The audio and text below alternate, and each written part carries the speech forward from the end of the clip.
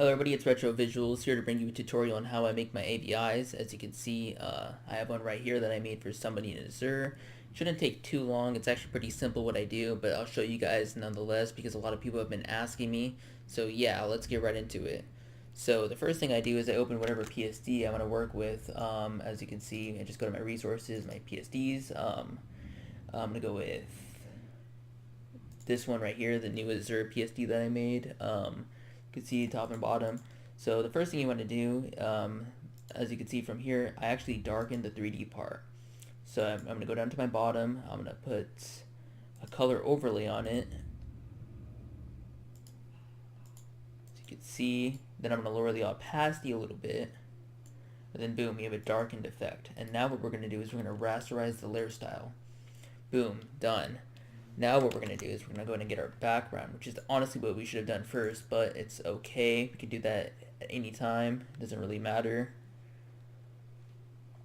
Trying to find the same background. Actually, I take that back. I didn't use the background. I remembered I actually made the background myself, as you guys can see. So the star effects, right? We're going to go ahead and unlock this background, press Shift F5, and make it black. Just like that. And then what we're going to do is we're going to grab our pencil tool, set it down to, let's see, we're gonna go ahead and zoom in a little bit,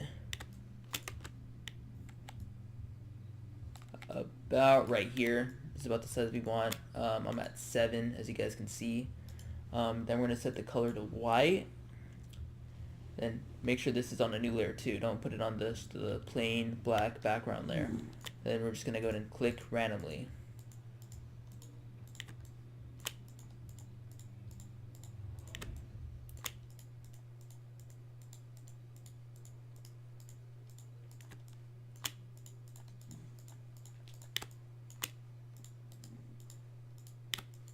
As you guys can see, creates a nice little star effect.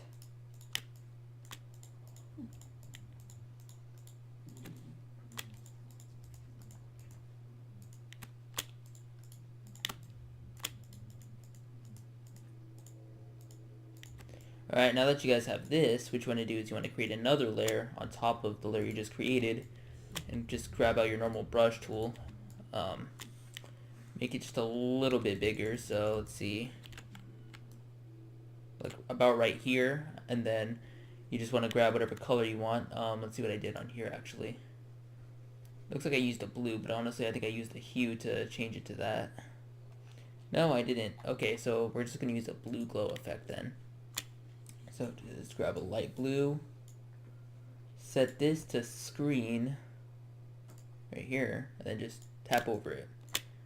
You want to repeat this on all the stars you've made. So I'm just going to go ahead and do that really quick, and I'll come back with you guys after I'm done with that. Okay, so now that you've done that, as you can see, it gives it a nice little bloom effect. While I was away, I also added a few more stars to help balance out the picture a little bit. So now what I'm going to do is I'm going to get to how I actually made this background and what I did. So yeah, so the first thing you want to do is you want to create a new layer on top of everything, and then just get your gradient tool right here, and then you can just set it to whatever you want. I'm personally though gonna go ahead and give it a nice dark blue, like right here. Then just put plain black, and you just want to mix it kind of like this. That was an accident. About right there, and just put one more black, because why not? And then for the last one, always make sure it's blue. Try and center it out a little bit too. Then you'll have a nice little effect like this. So with the gradient tool, you just want to go over it like this, and then boom, you have this background right here. So what you want to do with this is you want to go to filter up here, and then you want to go down to liquify.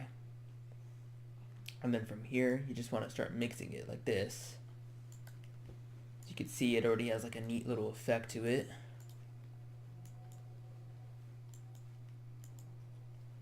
Just keep mixing it. If it comes off the edge like this, just move it back. Try moving circular motions too, because that always tends to bring out the best.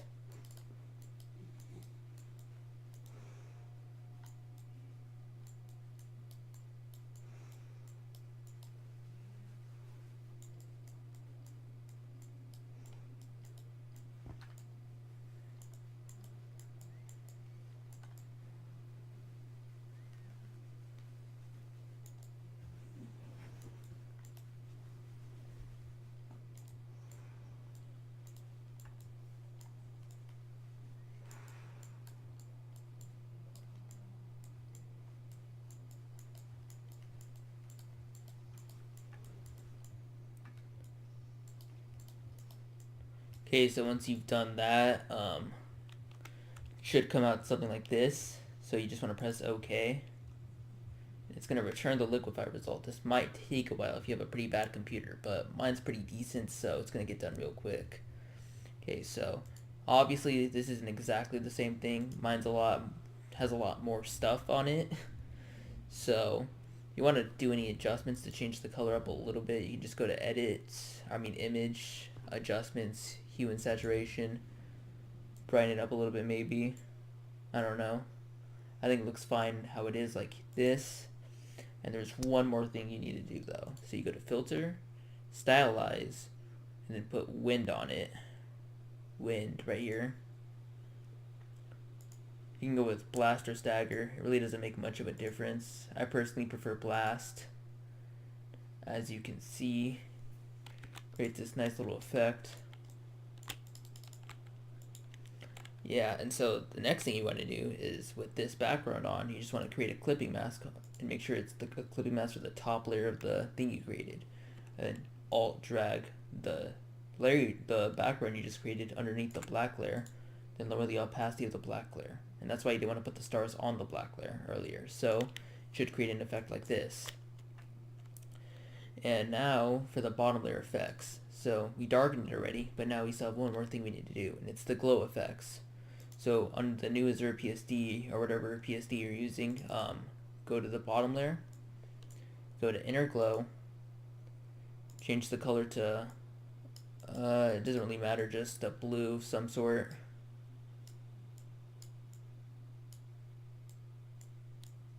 This looks good. And just increase the size. Then boom, you have an effect like this.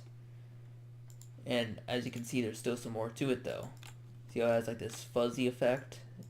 If you want to do that, what you have to do is you want to go back to the bottom layer, go to pattern overlay, change the pattern to this, increase the scale all the way up, lower the opacity a little bit, go to color overlay, change it to hue, increase the opacity to 100. I'm also going to lower the opacity on this a little bit, Jesus. I lowered it to about 3% and you created a nice little subtle effect that gives it some more details, I guess. I don't know. I think it looks cool, so that's what I typically do. And time for the top layer effects. As you can see, it has like a glow effect on it itself. What I did here is I went to the top layer, went to inner glow, set it to color dodge, set it to white, then decrease the size, I think suitable, and then lower the opacity a little bit because it looks a little bit odd. And then what you want to do is you want to create another layer on top of everything. Pull out your brush tool, make sure it's the right one, and then set this to white.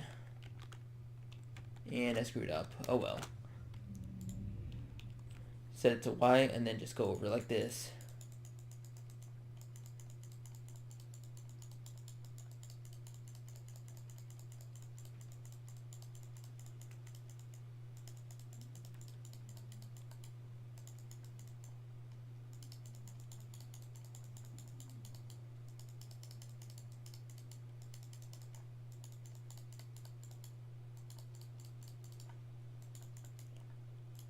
Okay, so once you've done that, obviously this isn't the result we want, so what we're going to do is we're going to set this to screen, and lower the opacity. Kind of like what we did before. And just make it a very subtle effect where it does make a difference by emphasizing the logo some more, but it's really hard to see. And then you have a nice little 3D logo going on. So the next thing I typically do is I create a new layer on top of everything again. Actually, I don't think it was on top of everything. It was more of just on top of the background layers. So about right here, you want to create about right here, you want to create a new brush. I want to say set it to whatever that color is. About right here. Oh no. Oh no.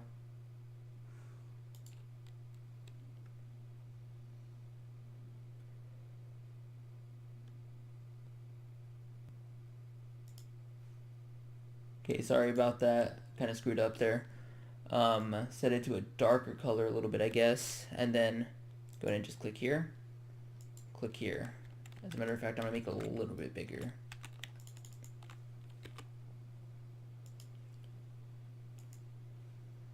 And then just lower the opacity.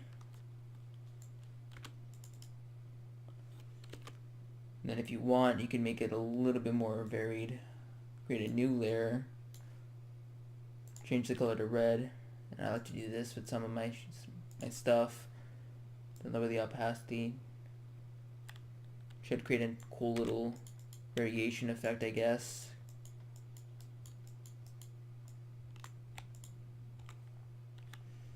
And you have a nice little background. The stars, I don't think honestly look so good, but if you get it right like I did over here, kind of keep it to a minimum, I guess, it should come out like this. Now what you want to do is you want to create another layer on top of everything. Go back to your brush tool and select a white color and then just center it a little bit, and then boom, create that. Lower the opacity. Don't make it too noticeable though, because it doesn't always look too good when you make it too noticeable. So now what you want to do is you just want to grab your bottom layer, hold shift, then click your top layer. When I say that, I mean of your logo, so make sure it goes up to your background and clipping mask and all that, and then just Control J, and then merge it. Then put it underneath your top and bottom layer, put it underneath the logo and everything, and then press Control J again, so you have two copies. Now what you want to do is you want to press Filter, Blur, Motion Blur, then increase the distance to about something like this, so you can see, and then lower the opacity.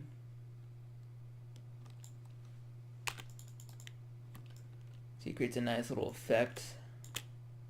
It's optional, by the way, you don't have to do this, I just think it looks cool. And then go to the other layer, you just Control J, Filter, Blur, Motion Blur again, but this time make sure the angle is at a 90-degree angle, so like this. And then you have an effect like this. So what you want to do is you want to lower the opacity again, turn it up actually a little bit because I think it looks cool. Then if you want, you can go over with the eraser tool around the top. Make sure it's a soft brush though, don't make it like the hardcore eraser tool.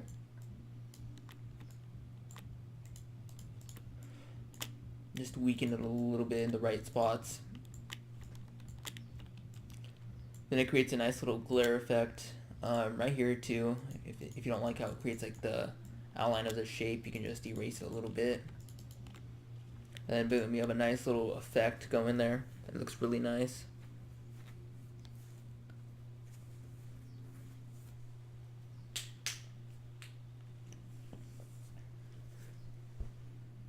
And so the next thing you can do is, let's actually see really quick.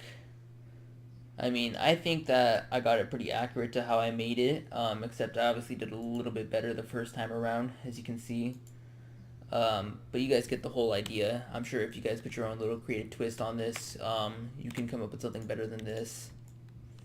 So now for the text, and how I did the text is actually probably the easiest part, to be honest. So I'm just gonna put name,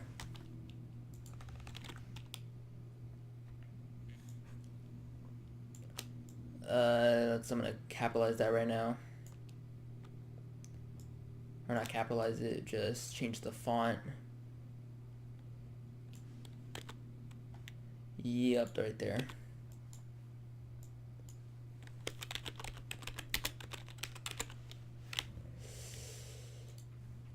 I use Gotham Black for those who want. Wait, what the fuck did I just do? Okay then. Just take that back. Sorry about that. Also just gonna put a period at the end of it because why not? So we have the text, right? So I'm gonna just double click right here, go to Inner Glow, or I'm sorry, Gradient Overlay. Change it to white. No, I'm sorry, a black on both sides, and then in the middle just put a white.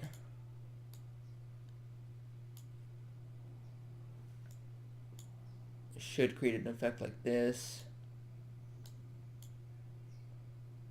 Pretty basic, you know. Now what you want to do is you want to go to Inner Glow, set to color dodge and all that, but lower it. Just lower it like this. I think that the gradient overlay looks a little bit off. Just gonna tone it down a little bit. Wrong side. Okay. So we have a nice little metallic effect. It's not exactly the same, but to be honest, I don't really like the text on here, so we're not going to go with it. Alright, so now what we want to do is we just want to create a layer above it, go to our brush tool, lower the size a lot, like about right here. Yep, about right there. And with the white brush on, just go ahead and do this. And then boom, we have like a nice little glow effect, but obviously that's a bit much, so we're going to set it like screen like we did before and lower the opacity. And then boom, we have a lightened effect, it's like it's glowing. And now what we want to do is we want to create another layer above it, but make sure it's in between the glow effect you just made and the name layer, so it's like in between. And what you want to do is you just want to control click the T right here where it says name, and it'll select the layer like this, and you want to make the brush bigger. What I like to do is I like to grab a red brush and just make highlights like this, and then I go to filter, blur, Gaussian blur, and increase it a lot, like about right here. And what it'll do is it'll create like an effect like this where it reddens it a little bit. Then I lower the opacity to be noticeable.